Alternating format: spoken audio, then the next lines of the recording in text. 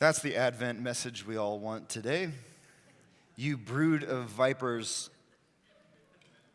who warned you?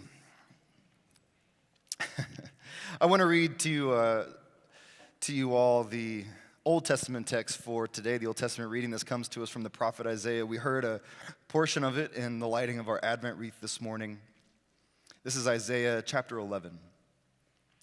A shoot shall come out from the stump of Jesse, and a branch shall grow out of his roots. The Spirit of the Lord shall rest on him, the Spirit of wisdom and understanding, the Spirit of counsel and might, the Spirit of knowledge and the fear of the Lord. His delight shall be in the fear of the Lord. He shall not judge by what his eyes see or decide by what his ears hear, but with righteousness he shall judge the poor and decide with equity for the meek of the earth. He shall strike the earth with the rod of his mouth, and with the breath of his lips he shall kill the wicked. Righteousness shall be the belt around his waist, and faithfulness the belt around his loins. The wolf shall live with the lamb, the leopard shall lie down with the kid, the calf and the lion and the fatling together, and a little child shall lead them. The cow and the bear shall graze, their young shall lie down together, and the lion shall eat straw like the ox. The nursing child shall play over the hole of the asp, and the weaned child shall put its hand on the adder's den.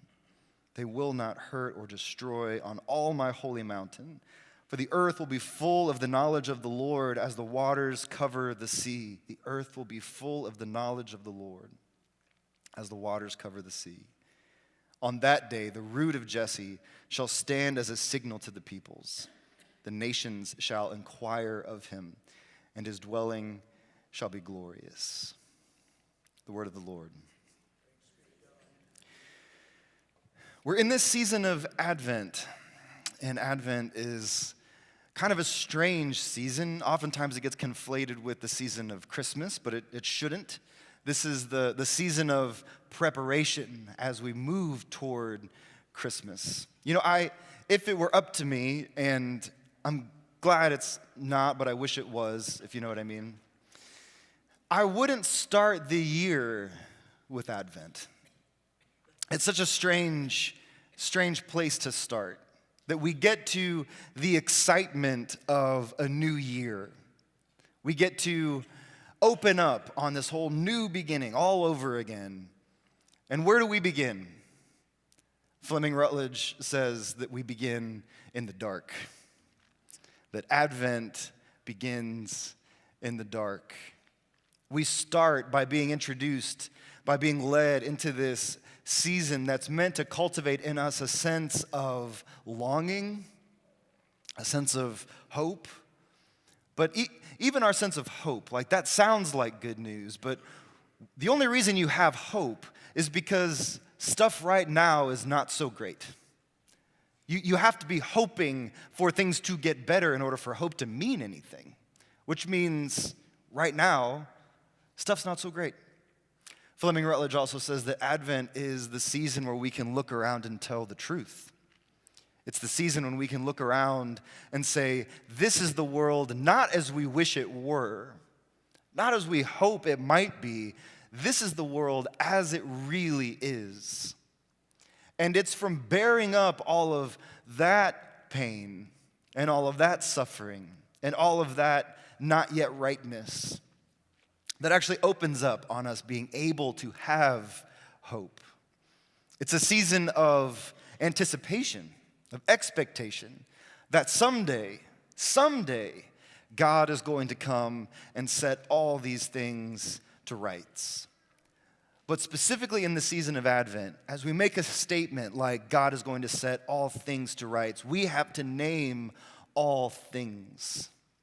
We have to be brave enough to look at all things and acknowledge that all things are not yet right. Advent is this season of preparation for Christmas, which means we're getting ready to celebrate the reality that Christ has come, that the manger is full. And at the very same time, while we're acknowledging the brokenness and the pain and the suffering, and it's starting to well up within us, these feelings of hope and expectation and longing, that at the very same time we celebrate Christ has come, but we're longing for the day when Christ will come again. And so we're living in the tension of these two times.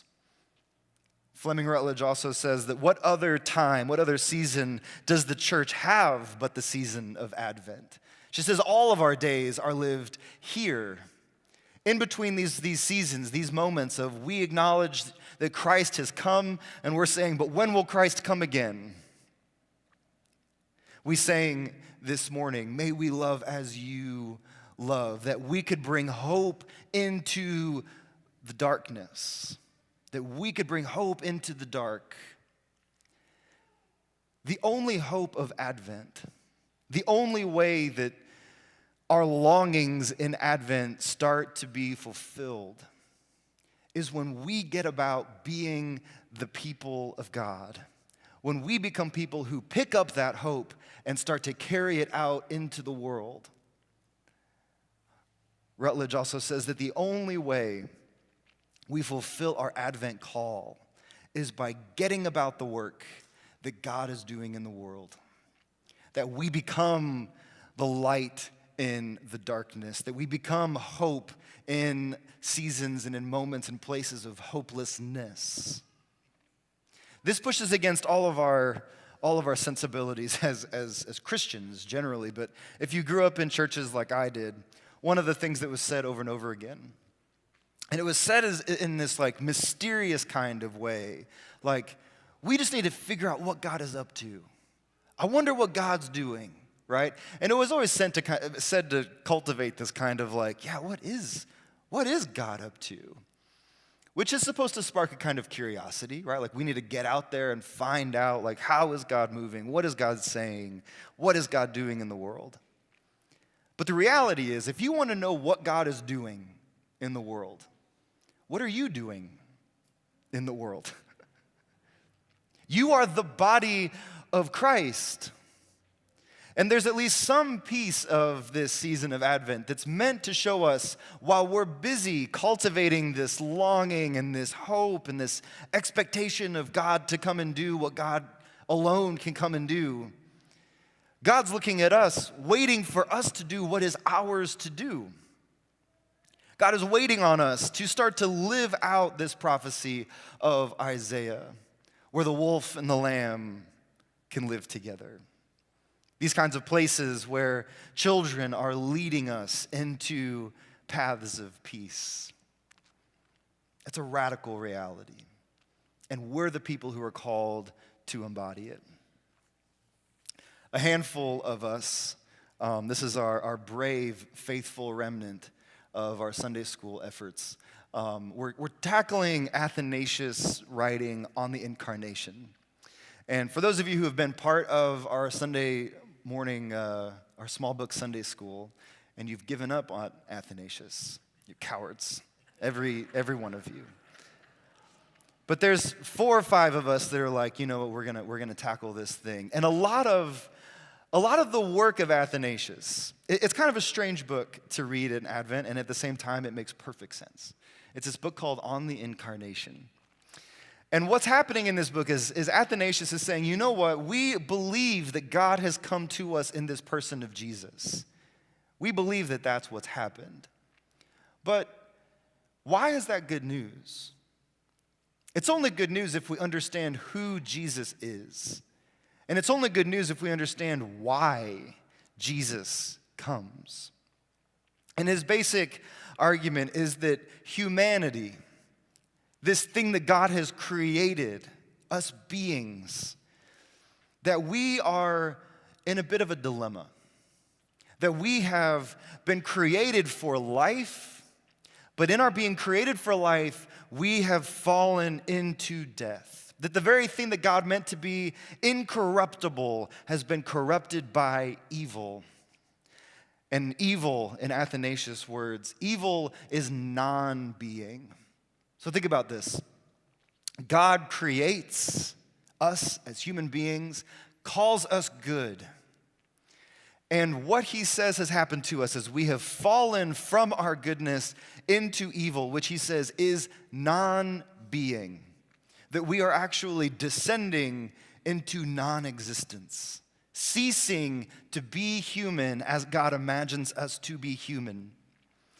And then Athanasius has this beautiful, brilliant line. Like a good Pentecostal preacher, he repeats it over and over and over again. And he says, what was God to do? What was God, being good, left to do? But when he sees the creation that he loves and that he cares for descending into nothingness, what was God to do? And he says not only has humanity fallen from life into death, but humanity has also fallen from knowledge of God into ignorance of God. And he says that in creation, God has given us everything that we need to see God and to recognize God and God's activity in our world. But in our ignorance, we took those very things that God put in front of us to recognize him, and we've turned it into something else. He says this is the work of idols in our lives and the images that we worship and our ideas about creation over and against God's ideas of creation. And again, Athanasius says, we are falling not just from life to death, but from knowledge to ignorance. And what was God to do but to step in? What was God to do but catch us from falling into nothingness? And he does it by way of Jesus. I had a couple interesting experiences yesterday. The first was I had put a post on Facebook, which, mistake number one. And it wasn't anything. It was literally an announcement about our Sunday school class this morning. Just a basic, hey, we're reading this book. Read this chapter if you're joining us. And the name of the chapter is The Death of Christ and the Resurrection of the Body. That was the section that we were discussing this morning. The death of Christ and the resurrection of the body. Join us at 9 a.m. That was the scandalous post, right? And someone responded to it. I don't know who this person is. I actually removed it, so if you try to go and find her, publicly shame her later, you won't be able to do it. But the comment that she made was, Christmas is about Jesus' birth, the season of hope, not about the cross.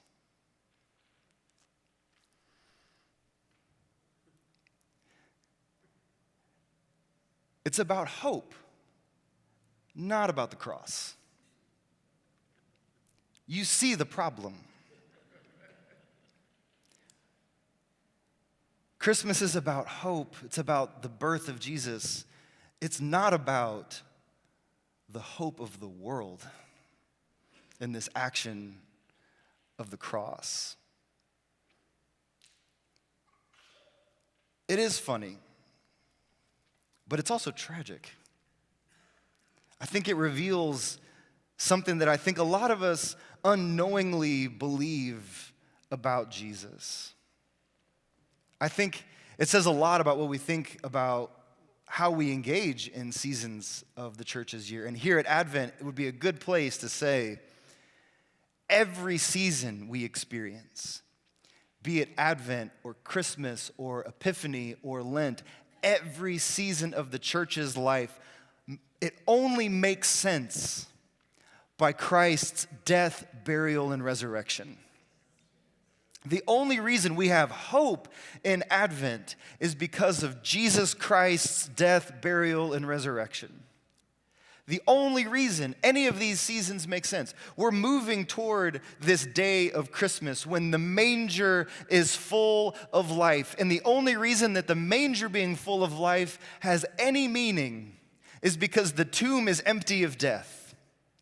It's the only reason that any of our moments, any of our seasons, any of our celebrations have any significance is because of Christ's death, burial, and resurrection. Now, where we get a little confused, and I hope you can hang with me here, is that when we think about the life of Jesus, which is why we celebrate the seasons, it's to follow Christ where Christ goes. Sister Joan Chittister has this beautiful line where she says, the reason we celebrate the church calendar, the reason we follow in the life of Jesus year after year after year is so that Christ's life becomes our very own life. That as we learn to cultivate seasons of longing, as we learn to welcome Christ in Christmas, as we learn to understand who God is in the season of Epiphany, as we learn to make room for God in our life in seasons of Lent, the only reason we do it is so that we can join in the life of Christ, so that his life and our life are the very same life. But one of the things that I think we get confused by is, and we do this all the time, we take our experience with life, our experience with love, our experience with relationships, and we just take our experience of them, make them way bigger, and then apply it to God. So we think about our life as moving along sequentially, linearly. We're moving in one kind of direction. It's very neat, it's very ordered, one day after the next. One event leads to another event, leads to another. And we think that Jesus' life worked the very same way. Like sometimes Jesus is doing one thing, but then other times Jesus is doing another thing. In the example of our Facebook comment, sometimes Jesus is bringing hope, and then other times he's dying. But the life of Jesus, being fully human and being fully divine, fully God, his life doesn't work like that. His life doesn't work in this neat, ordered, sequential number of events. Who Jesus is and what Jesus is doing are one and the same. So that at every moment of Christ's life, he's being born into the world, whether he is lying down in a manger or crawling up onto a cross. At every moment, Christ is dying. At every moment, Christ is being born. At every moment, Christ is being tempted in the wilderness. At every moment of Christ's life, everything is being experienced and realized. I was talking with Father Chris about this last night, and he said Christ is identical with his life, including his works, so that each moment includes every other moment, so that all of Christ's life is cross. All of Christ's life is temptation. All of Christ's life is miracle. Every single part of it. And so what is resurrected is his entire life. A life that's not complete apart from the death on the cross. We want to separate this out. We want to segment it so that at one point Christ is being born, and at one point Christ is being crucified and dying and being buried. But that's not how life works for Jesus. Every part of his life is a birthing into the world. Every part of his life is a dying on a cross for us. Every part of his life is perfect sacrifice. Every single part of it. So that we can look at a manger and we can experience the hope of Easter. We can experience the absence in a season like Lent, the temptation of a season like Lent, and we can experience the hope and the resurrection of Easter. Every moment comes to us at every moment. We don't understand the baby in the manger apart from the man on the cross. There is no separation. So do we celebrate Advent? Do we say things like Happy Advent to you? I don't know. But we remember that our longing, our hoping, our waiting is all directed toward the one who is crucified, died, and was buried. He is the one who makes sense of our longing and our hoping and our anticipating. He is the one who descended to the dead and on the third day rose again. Do we celebrate Christmas? Yes, of course, but our celebrating is rooted in the fact that because the manger is full of life, the tomb is empty of death. Do we celebrate Epiphany? Of course. And as we consider the Magi, these Zoroastrian priests, these apparent outsiders to the people of God, we recognize that the sacrifice of Christ on the cross was a sacrifice for all people. Athanasius has this beautiful line when he's wrestling with why did Jesus have to die on a cross? Why did it have to be that kind of death? Why couldn't he have just gotten sick and died? But he had to suffer. He had to be tortured, strung up on a cross. And he says that part of why Christ had to die on a cross so that his arms would be stretched out, so that he could welcome all people into his life. He says the ancient peoples and the Gentiles alike are brought together in Christ's outstretched arms. That's what we celebrate in Epiphany.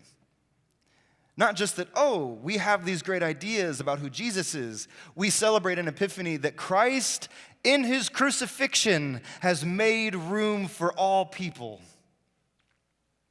Every season, every moment, every Sunday that we gather is about resurrection. And what is resurrected, again, is Christ's entire life. Resurrection is about a life that isn't complete, that isn't whole, apart from that death on the cross.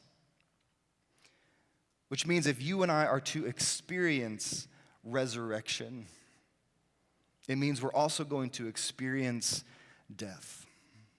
We're going to lose. The second thing that happened to me yesterday was my daughter's very first basketball game. And I'm the assistant coach.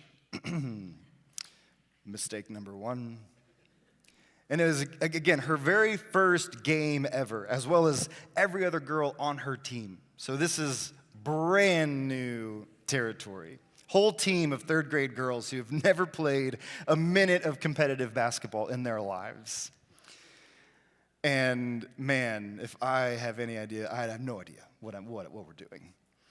So we show up, and there's that little bit of hope in you, right, that you're looking at your team and you're like, you know what, these are third grade girls. And the other people we're playing against today, they're also third grade girls. How much different can these third grade girls be from other third grade girls? So we've got them in their lines and they're, shooting their layups and getting rebounds and no one is making any shots. And it was like a scene from a movie. The double doors to the gym open and the other team comes walking in.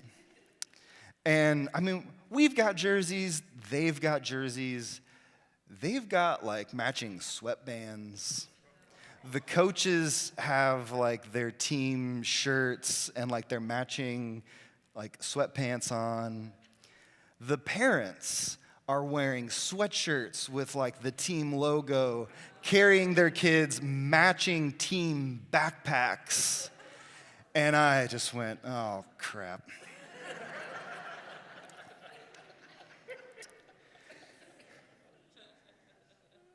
And over the course of the next 42 minutes, they lost 36-0.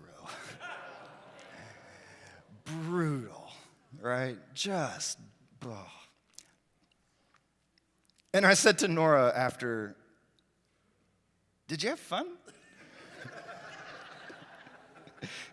And she goes, I had so much fun. But man, we got our butts kicked. In this life, you will suffer. You are going to lose. Losing is just part of the gig. Our gospel text today has this line from John the Baptist where he says, "Even now the axe is laying at the root of the trees." There are times when it feels like our lives are getting hacked away at, that we are losing. And not just like in basketball games, but we're losing things that we feel like are giving our lives meaning. We're losing people that we thought we wouldn't lose. We're losing relationships that we thought were solid and just impenetrable. We are going to lose. It's just part of life. The axe is at the root of the tree. But remember the prophet Isaiah, who says, "From the stump of Jesse, a shoot is going to spring forth, and a branch is going to grow." Sometimes the only way life is going to come is after those kinds of losses. There are going to be moments when you're experiencing loss of your own making. You're going to be losing things that it's your own fault. And then there are going to be other times when you're losing things that you have no control over, and it's just the hand that life is dealing you. The good news is sometimes God stumps us in order to bring about that new thing he's going to do, in order to make space for life to grow and to flourish. We shouldn't be afraid of loss. We can grieve loss, but we don't fear it, because we know that this is the way that God works. There is this other bizarre line. Let me get back to it. And if this is going long, now you just need to blame Father Chris, because he texted me at 9:15 this morning, and he was like, "Hey, I got an idea."